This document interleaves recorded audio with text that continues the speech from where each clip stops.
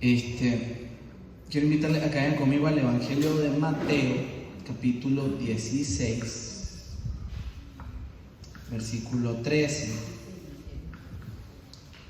Voy a intentar que recordemos algo, refresquemos algo que ya sabemos. El domingo estuvimos refrescando un poco la verdad cardinal de que Cristo viene. ¿Cuántos lo esperan el Señor? Amén. Va a volver por nosotros. Estuvimos viendo de que no es razón ni de terror, pero tampoco de frescura, de dormirnos en nuestros laureles, pero sí es una verdad apremiante. Cristo volverá por usted y por mí. Hoy vamos a hablar acerca de ese pueblo por el que Él va a volver, que se llama la iglesia. Y simplemente quiero recordarles algo que ustedes ya saben. ¿Qué es la iglesia? Váyanse conmigo a Mateo 16, versículo 13. Y vamos a recordar eso.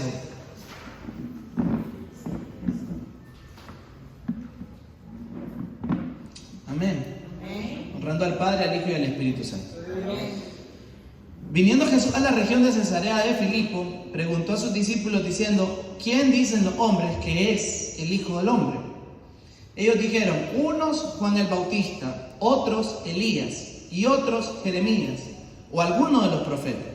Él les dijo: ¿y vosotros quién decís que soy yo? Respondiendo Simón Pedro dijo: tú eres el Cristo, el Hijo del Dios viviente. Entonces le respondió Jesús: bienaventurado eres, Simón, hijo de Jonás, porque no te lo reveló carne ni sangre, sino mi Padre que está en los cielos. Y yo también te digo que tú eres Pedro, y sobre esta roca edificaré mi iglesia, y las puertas del Hades no prevalecerán contra ella. Y a ti te daré las llaves del reino de los cielos, y todo lo que atare en la tierra será atado en los cielos, y todo lo que desatar en la tierra será desatado en los cielos. Amén. Puede tomar su lugar y le bendiga.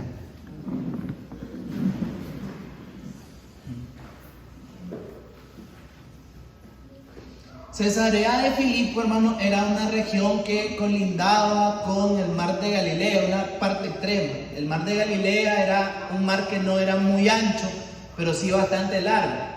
No sé si ustedes alguna vez han tenido la chance de ponerle mente a la laguna de Masaya. Es distinta a la laguna de Apoyo, que es la más turística y que es redonda, pues, y tiene 6 kilómetros de diámetro, una cosa bien bonita, bien honda también.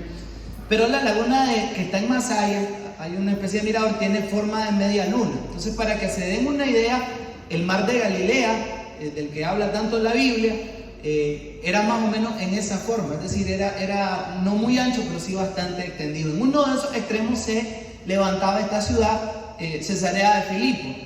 Se llamaba Cesarea en honor a César. Fue edificada por Herodes, el mismo hombre que persiguió a Jesús, que era un obseso con las edificaciones. Entonces él mandó hacer ahí un palacio que era uno de las maravillas de esa época.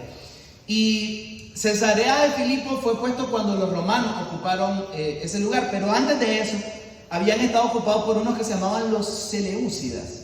Y los Seleucidas tenían sus propios dioses, y esa ciudad, antes de llamarse Cesarea de Filipo, se llamaba Paneas, en honor a un dios que se llamaba Pan, así como pan simple, ya, Pan, así se llamaba. El lugar era interesante porque concentraba en un solo lugar el poder político de la época y el poder religioso o supersticioso de la época. Ese dios Pan era el dueño de las llaves del pozo del abismo en la mitología o en la creencia de esa gente que había ocupado esa región. Entonces, cuando Jesús dice las puertas del Hades no prevalecerán contra la iglesia, por supuesto nosotros lo entendemos como las puertas del infierno no prevalecerán contra la iglesia, pero era un desafío, que aquel organismo que Jesús iba a fundar ahí era, uno, más poderoso que cualquier imperio. De hecho, el imperio romano persiguió al cristianismo, pero en el 381 el imperio romano se volvió cristiano, es decir, lo terminó subyugando el cristianismo. Y en el otro lado, todos los dioses, dice desde el Antiguo Testamento, Éxodo 15:11, ¿quién como tú, oh Jehová, entre los dioses? Es decir, no hay Dios, no hay religión, no hay idea, no hay infierno, no hay abismo, no hay diablo que sea más grande que el Dios que invoca a la iglesia de Jesucristo. Entonces Jesús elige ese lugar que es representativo para lo civil como para lo religioso, para hacerle un examen a aquellos que habían caminado con él durante 3 años. Ya. Recuerden de que ellos ya habían tenido momentos de atisbos de pistas de quién era este hombre. Cuando Jesús calma la tempestad, dice la Biblia de que ellos se asombraron. Y lo raro no es que se asombraron, sino de que estaban más asustados que agradecidos. Cualquier persona que sale de las causas de la muerte, recuerden que algunos de los discípulos, varios de ellos eran pescadores, eran gente que ya habían sufrido tormenta, y que si le dijeron a Jesús, Señor, nos vamos a ahogar, es porque la cosa estaba negra, estaba horrible, se iban a ahogar. Y cuando se calma la tormenta, en lugar de decir, bendito Dios, se calmó la tormenta, lo que dijeron es, ¿quién es este tipo? ¿Quién es este hombre? Que la tormenta, que el viento, que la lluvia le obedecen. Entonces, ese tipo de reacción a ellos les venía dando cierta pista de con quién andaban. Para ellos, obviamente, incluso nosotros, nuestro conocimiento de Jesús va aumentando conforme intimamos más con Él, conforme pasamos más tiempo con Él. Para algunos de ellos primero solo era un maestro, para algunos de ellos solo era un hacedor de milagros, o solo era un perdonador de pecados, qué sé yo, pero conforme avanzan en esa relación, llega un punto donde Jesús se voltea y les dice, aquí en este lugar simbólico, en este lugar donde se levantan los poderes de este mundo, tanto el religioso como el civil, quiero que ustedes confiesen quién creen que soy yo. Y empieza haciendo una encuesta, por así decirlo, un sondeo, porque le dice, ¿quién dicen los hombres que es el Hijo del Hombre? Y miren, Jesús es una persona que ciertamente muchos lo aborrecen, pero que en otros sectores es estimado, pero no colocado en el lugar que debe de estar, ¿sí? Hay sectas que hablan de Jesús, enseñan las cosas de Jesús, pero no lo colocan en el lugar que Él tiene que estar. Me atrevo a decir, hay lugares que se llaman iglesias evangélicas a sí mismas, que tienen culto por el pastor de esa congregación, por el predicador de esa congregación, por el grupo de alabanza de esa congregación, por la visión de esa congregación. Todas esas cosas colocadas en su lugar correcto tienen su función, pero hermano, la iglesia no le pertenece al pastor, no le pertenece a una organización, no le pertenece al carisma de un predicador elocuente, le pertenece a Jesucristo. Y es importante porque ahí es donde cada uno tenemos que preguntarnos, ¿quién es Jesús para mí? ¿Qué lugar ocupa Él? Y más importante de la respuesta intelectual o verbal que demos de eso en nuestra vida diaria, ¿qué lugar ocupó este día Jesús en nuestra agenda? ¿Qué lugar ocupó hoy Jesús en nuestros intereses, en nuestras prioridades? Dice verso 14, dice, ellos le respondieron, uno, Juan el Bautista. ¿Quién podría hablar mal de Juan el Bautista? Tremendo hombre de Dios. De los nacidos de mujer, dijo Jesús, no hay otro más grande que él. Pero no era más grande que Jesús, ninguno. Es más, él se definió a sí mismo como alguien que no era digno de ¿qué? De desatar la correa de las sandalias de Jesús. Él se describió primero ni como una persona, sino como una cosa. Él dijo, yo soy una voz del desierto. Otro, Elías. ¿Quién podría hablar mal de Elías? Era un hombre que tenía el Espíritu de Dios en él, Dios lo respaldaba. Dice la Biblia que cuando él decía no va a llover, no llovía. Desafió la idolatría de su tiempo, desafió a un rey tan malvado como Acab y su esposa Jezabel, y era un hombre de Dios. Pero Jesús es más grande que Elías. Olvídese de eso. Elías hizo descender fuego, Jesús bautiza con Espíritu Santo y fuego. Y otros dicen que eres Jeremías. Jeremías, otro hombre de Dios, otro hombre que le tocó sufrir, poner su espalda por el pueblo, un hombre que lloraba por amor al pueblo. A él no le daba gusto darle los mensajes al pueblo porque eran mensajes de juicio. Entonces le llaman a algunos el profeta llorón, porque es que él decía las cosas con mucho pesar. Él amaba a Jerusalén. Si ustedes no me creen, lean Lamentaciones, es el libro de la endecha, el lamento prácticamente de este hombre sobre las ruinas de aquella su nación, sobre los cadáveres de aquellos sus vecinos, que el Señor le mandaba a Jeremías, arrepiéntanse, pero no hacían caso. Todos esos son hombres de Dios, tremendos, pero hermano, ninguno de ellos comparado con nuestro Jesús. Hermano, Es bueno que usted aprenda de otras personas, es bueno que usted respete lo que Dios ha puesto en otras personas, es bueno que usted honre lo que Dios ha puesto en otras personas. Todo eso son señales de humildad, de grandeza humana. Eso habla muy bien de usted. Hay personas que en su obsesión por la igualdad, porque todos somos iguales, entonces yo los trato a todos por igual. No, usted los respeta a todos por igual. Cuando usted dice eso, no es que usted los trata por igual, usted es un malcriado. Pero porque una persona de bien es una persona que sabe respetar, honrar y reconocer lo que Dios pone en otras personas. Amén. No todos somos iguales. La Biblia habla de que honremos al anciano, la Biblia habla de que honremos a nuestras autoridades, la Biblia habla de que respetemos lo que Dios pone en otras personas. No todo el mundo piensa así, lamentablemente. Pero eso no puede rayar en la idolatría. Usted no puede depender de la espiritualidad de otra persona, sino que debe de aprender de ellos, pero centrarse en el Dios de esa persona. Usted no puede depender del cerebro de otra persona porque ese cerebro es falible. Usted tiene que medir lo que esa persona le dice y consultarlo con la Escritura, porque en última instancia, el único el que usted sigue, el único que usted le va a fallar, que no le va a fallar, perdón, se llama Jesucristo. Amén o no amén. Verso 15. Él les dijo: y vosotros, trasládenlo a esta época. Y ustedes, casa de Dios, ustedes, los del Dulce Nombre, y los de La Ceiba, y los de Jinotepe, todos ustedes, ¿quién dicen ustedes que es Jesucristo? Viene Pedro y le contesta, respondiendo Simón Pedro. Miren, a mí me encanta algo. A Simón se le dieron las llaves del reino. Simón es uno de los personajes más pintorescos de toda la Biblia. Si había alguien que tenía todas las check para no calificar, era Pedro. Y Pedro tiene que ser un motivo de ánimo para usted. Santiago Benavides, tremendo cantante, tiene una alabanza que se llama Gracias por Pedro. Ayer jugó la selección nacional de Nicaragua, ¿no? Fue una vergüenza total. Y sobre todo uno de los 11, pues, chocho. Yo es que fue como ver de gracia. O sea, la Biblia habla de que en Cristo es como gracia sobre gracia. Este era lo contrario, era de gracia tras de gracia. Y no sabía si enojarme o que me diera pesar el brother. Ayer yo llegué a pensar, yo tengo nivel para jugar en la selección nacional. Después de ver este brother, cualquiera entra ahí. Bueno, con Pedro pasa lo mismo. Pedro hizo unas pedradas terribles.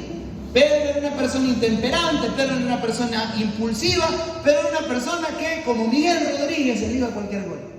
Era manco. Que Dios me perdone, perdón Miguel, Dios te bendiga, pero retírate por el amor de Dios. En fin, el asunto es, así era Pedro. Y el punto es, si Pedro entró a la selección de Cristo, usted también puede entrar. Eso habla bien del Dios que nosotros tenemos, hermano. Nosotros no tenemos la calificación para ir al cielo. Nosotros no tenemos la dignidad para entrar al cielo. Pero el Cordero sí es digno y Él nos ha concedido su dignidad. ¿Cuántos le dan gracias a Dios? Y entonces Pedro, ese hombre tan imperfecto, le dice: tú eres el Cristo. Y eso para un judío era: tú eres el elegido de Dios. Y el Cristo concentraba la unción total de Dios que Él tenía para los reyes. Él le estaba diciendo: no importa quién esté en el trono de Roma, hay uno que está por encima de todo y ese eres tú. Jesucristo es el Rey de Reyes y Señor de Señores. Todos se rinden delante de Él. Todos le van a rendir cuenta. Toda rodilla. ¿Qué dice? Y toda lengua confesará. Hoy nosotros lo confesamos voluntariamente y con todo el gusto, y lo iremos a hacer con todo el gusto al cielo. Pero llegará el momento en que toda la creación, aún los demonios, van a confesar que el Señor, los ateos, la gente que se le reveló allá en el otro lugar donde ninguno de nosotros debe de ir, confesarán ¿qué cosa? Que Jesucristo es el Señor. ¿Cuántos dicen amén a eso? Segundo, que Él era el sacerdote definitivo, que Él era el intercesor definitivo, porque se ungía en Levítico, sale como el proceso de unción de Levítico 8, 9 y 10, sale como se ungía, se sacrificaba un cordero, se agarraba la sangre y se le untaba aquí en los lóbulos de la oreja a los hijos de Aarón, se les chorreaba aceite y se les dejaba en la puerta del tabernáculo durante 7 días. Ahora el tema, saque cuenta, el sol del desierto, aceite encima, se freían, pues, se tostaban. El Salmo 133, que tanto lo amamos, habla de eso, donde dice como el buen óleo que le baña, dice, la barba a Aarón y le chorrea por las vestiduras. Entonces, ese era el proceso de unción de un sacerdote. ¿Qué era el sacerdote? Un intercesor y alguien que ofrecía sacrificio.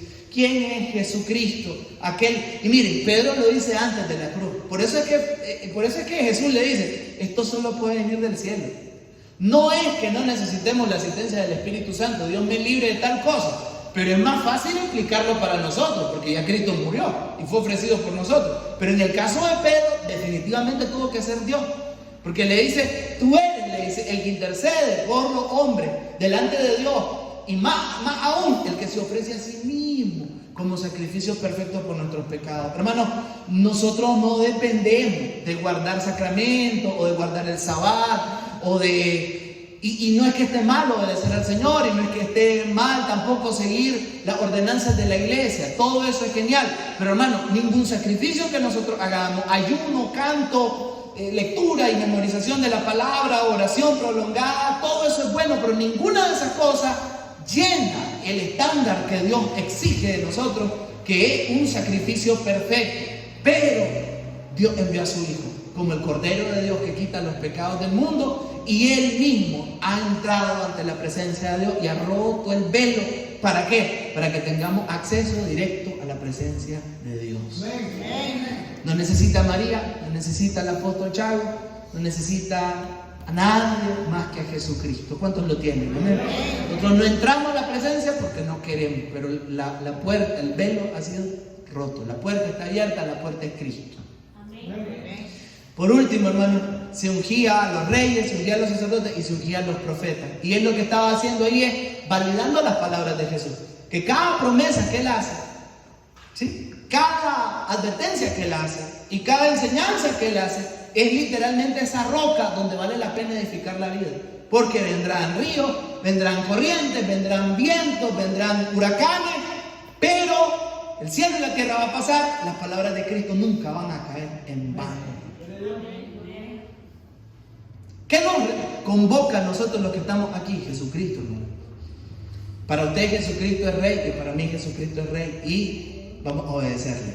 Amén. Para usted Jesucristo es Salvador, para mí Jesucristo es Salvador y vamos a depender de Él completamente. Amén.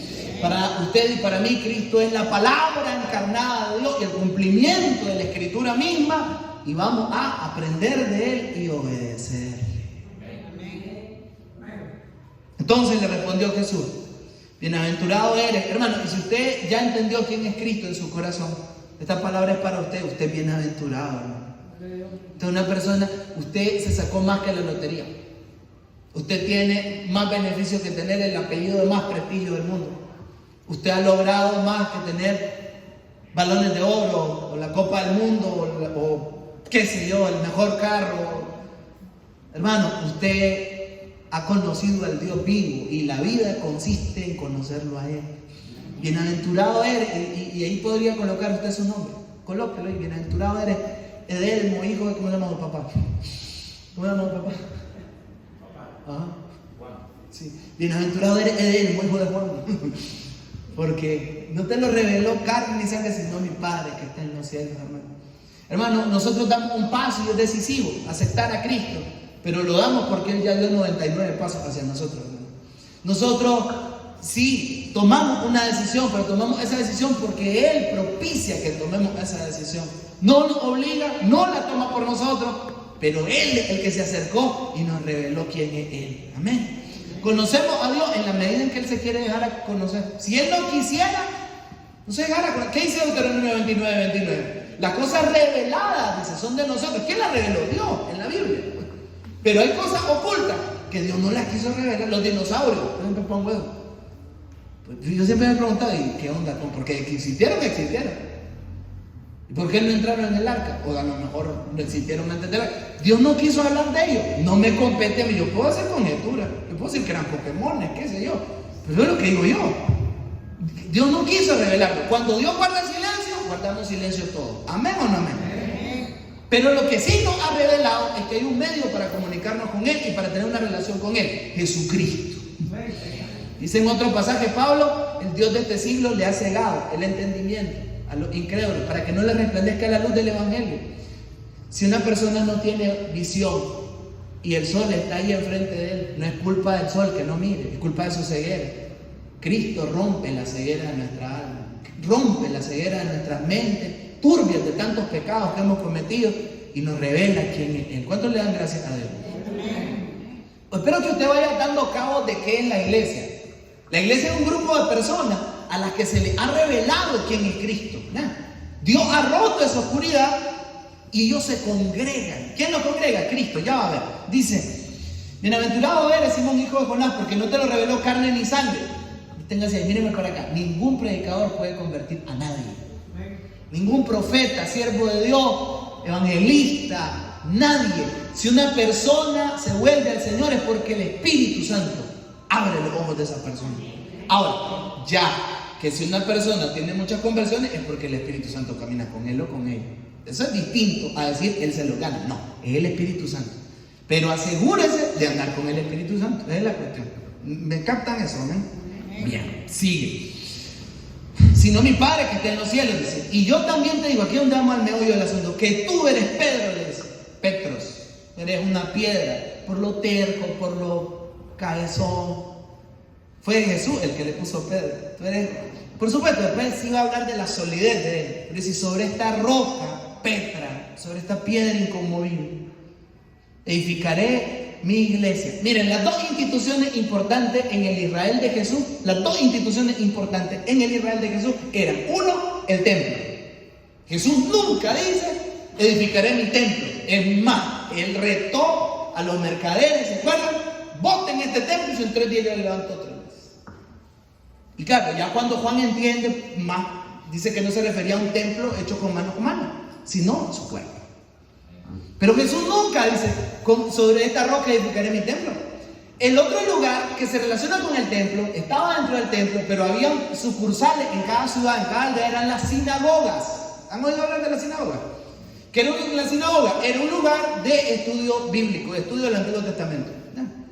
De hecho, cuando Jesús va a Nazaret, ¿dónde fue? ¿Se acuerdan? A la sinagoga. Dice que abrió el rollo de Isaías y empezó a... Interesantemente, Jesús no dice, sobre esta roca abriré mi sinagoga. No dice ninguna de las dos cosas que los judíos esperarían, porque los dos lugares eran sagrados para él. ¿Cuál es la palabra que usa Jesús? Sobre esta roca edificaré mi punto indispensable ahí. ¿De quién es la iglesia, hermano? ¿De quién es la iglesia? Mire, hay un sentido en el que usted puede decir la casa de Dios es mi iglesia, en el sentido de amor, de pertenencia. Como usted dice, mi familia, etc. Pero aunque usted diga mi esposa, no es que ella le pertenece así con escritura y esto y no. Le levanta la mano, ¿por qué? Porque yo digo, no, póngase, se le revela, hermano. No hablo de la experiencia, pero es distinto a decir es mi amor, es mi vida, eso. Yo entiendo eso. Yo siento que esta es mi iglesia. ¿Cuántos sienten que esta es su iglesia? Amén. Pero ninguno de nosotros es dueño de la iglesia. El único que puede hablar con propiedad. Mire, Dios bendiga a la Convención Bautista de Nicaragua por el favor que nos están haciendo, ¿sí o no? Pero esta iglesia, más allá del apellido, le pertenece al Hijo de Dios. Mi iglesia, que es una iglesia. Miren, esa palabra sale 128 veces. De esas 128, solo 3 veces lo usó Jesús. Yo me quedé asustado. Una. Y la otra sale en Mateo 18, sale 2 veces. Díselo a la iglesia. Si no llega a la iglesia, primero dice, si peca, díselo a la iglesia. Si no oye a la iglesia, solo 3 veces lo usó Jesús. Jesús habló más del reino de Dios, pero ese es otro tema. El punto es, Jesús solo usa 3 veces esa palabra. De ahí el que más la usa es San Pablo. La iglesia aquí, la iglesia allá, la iglesia. Pero hay un pasaje en Hechos donde sale la palabra iglesia, pero no relacionado con Cristo. Y miren, ese pasaje da mucha luz de qué es una iglesia. Váyanse conmigo al libro de Hechos, rapidito. Hechos. Capítulo 19.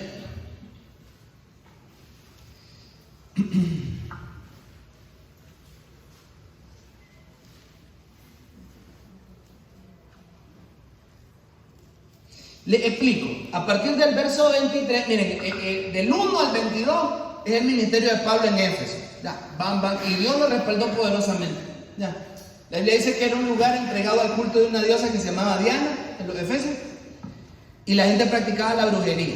De hecho, se cierra el pasaje diciendo que la gente quemó un montón de libros de brujería, que reunidos todos valían 50,000 piezas de plata. El avivamiento era brutal. Claro, la gente que le servía a Diana dijeron: estos nos van a botar el negocio. Entonces ustedes leen el título arriba del versículo 23 y dice: el alboroto en Éfeso.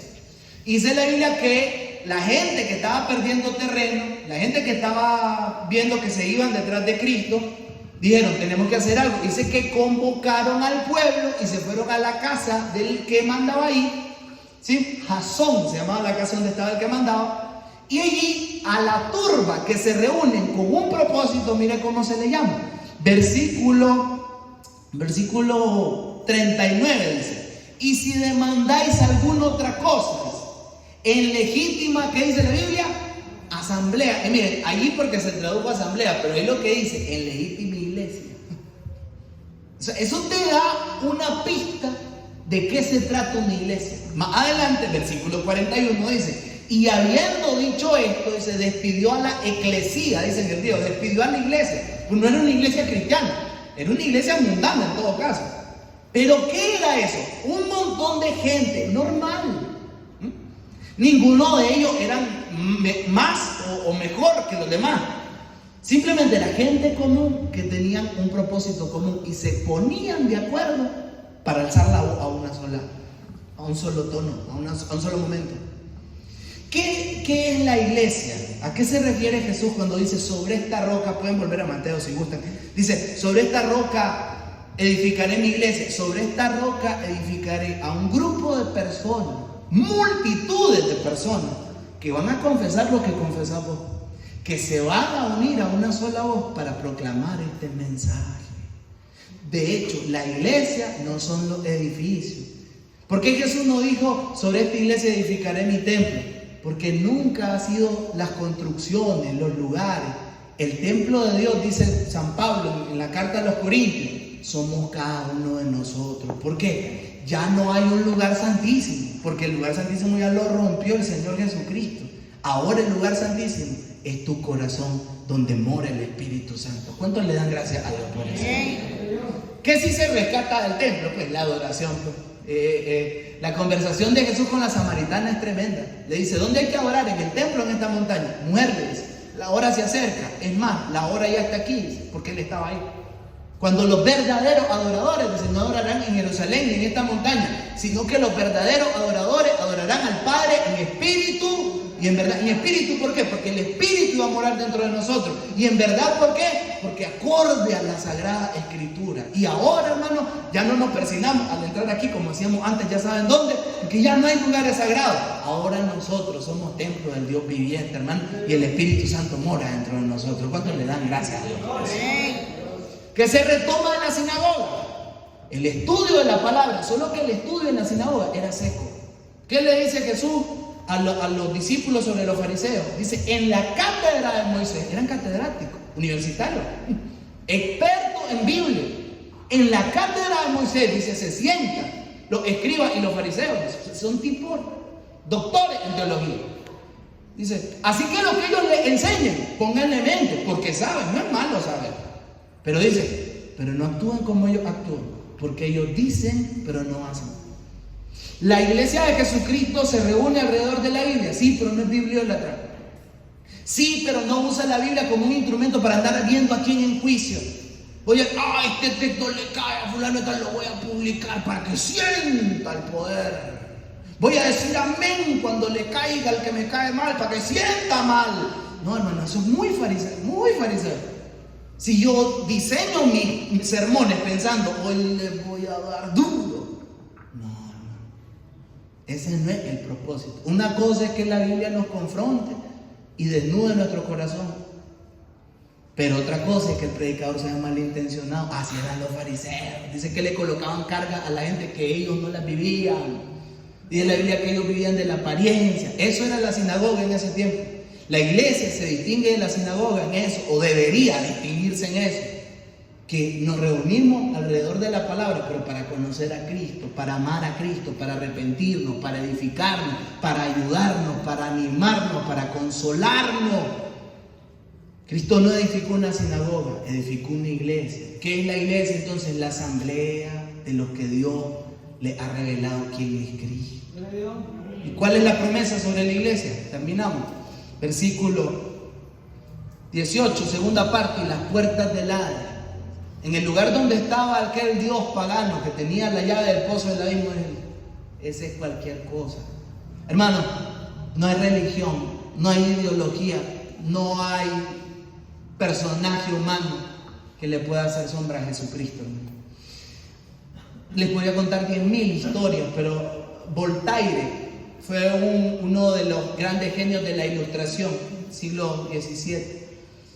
Él, junto a uno que se llama apellido Larousse, fue el primer diseñador de lo que se llama la enciclopedia. ¿Cuántos usaron un diccionario Larousse alguna vez? Larousse se dice. ¿Sí?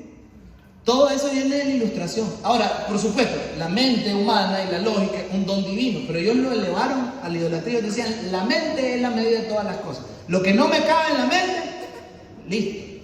¿Y saben?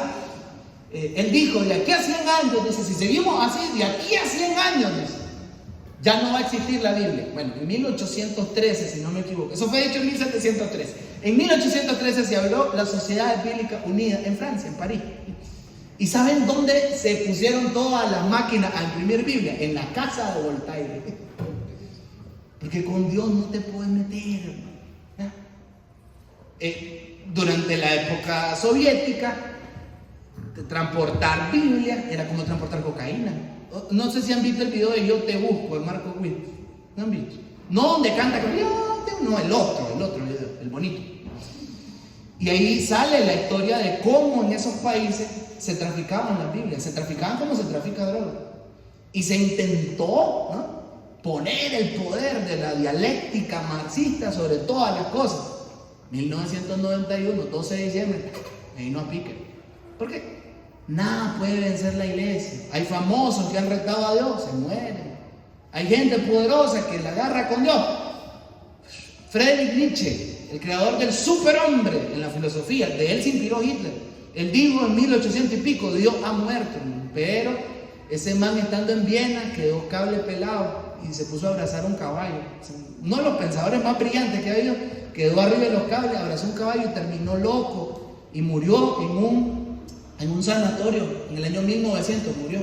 Él dijo, Dios ha muerto, pero en 1900 Dios dijo, no, Nietzsche ha muerto. Hermanos, nadie que desafíe a Dios o a su iglesia va a salir victorioso. Las puertas del infierno no prevalecerán contra la iglesia. ¿Cuántos le dan gracias a Dios? Y finalmente, la autoridad de la iglesia. A ti te daré la llave de los reinos. Mira, ahí está la famosa doctrina de atar y desatar. Mira, atar y desatar, al menos en rasgos generales, significa que la iglesia tiene autoridad para decirle a alguien que sus pecados le han sido perdonados, en base a cómo responda al Evangelio. Juan capítulo 20, versículo 23, dice que Jesús le dijo a los apóstoles, a los que le perdonen los pecados les serán perdonados, y a los que le remitan los pecados les serán remitidos. Eso no quiere decir que un pastor o un sacerdote perdona pecados, pero sí quiere decir que si nosotros estamos en una campaña y alguien acepta el mensaje del Evangelio, tenemos la autoridad para decirle, tus pecados han sido perdonados. Lo desatamos, su conciencia, su mente, ¿sí? En contraposición, cuando alguien no responde al Evangelio, le podemos decir, pues está atado. ¿Se acuerdan lo que le dijo Pedro a Simón el mago? Es aquí que yo te digo que estás en una prisión. Rogarle a Dios que te perdone, le decía, así él te saca. Atar y desatar, hermano, se ha llevado a un extremo peligroso, donde desato el dinero, desato la finanza y desatar la lengua también. Entonces, no, hombre, así no funciona la cosa. Para prosperar, hermano, Dios prospera. Yo no le puedo decir que no, pero para prosperar, la mejor fórmula es trabajar, hermano. Esa fórmula no falla, ¿me entiendes? Dios sana, yo no voy a decir que no, pero, hermano, sana acorde a su voluntad y hay que creer hasta el final. Tampoco hay que ser pesimista. Pero hay ocasiones donde Dios, en su gracia, en su soberana voluntad, decide llevarse a las personas y es cosa de Él y hay que respetárselo porque Él es Dios. ¿Me siguen hasta ahí? ¿Dios concede peticiones del corazón? Sí, pero hermano, solamente si Él sabe que no te va a perder eso, porque Él te ama tanto que te va a decir que no a un montón de cosas con tal de que tu alma sea salva. Dele gracias a Dios cuando usted perciba que Él le dice que no. Él sabe lo que hace. Amén. Así que uno puede confesar, desatar, amarrar, pero el que tiene la autoridad está Él. Termino, verso 20, dice, mandó a sus discípulos que no le dijeran a nadie que el Cristo era en ese momento. A la iglesia de hoy no la manda a callar. ¿Cuál fue la gran comisión? Vayan y anuncien el evangelio a toda criatura. Todos tenemos la oportunidad, Dios la pone, de hablarle y compartirle, sobre todo de reflejar el carácter de Cristo en determinado contexto. Que el Señor nos ayude a no fallar en esa misión, hermano. Pero recuerden, usted es parte de la organización que Dios más ama aquí en la tierra, la iglesia. Hermano, sigamos hasta el final. Esto no lo puede detener nadie porque no lo inició ningún ser humano. Es la obra de Cristo. Y a pesar de nosotros, vamos a llegar hasta el final. Que Dios les bendiga esta noche. Un aplauso al Señor.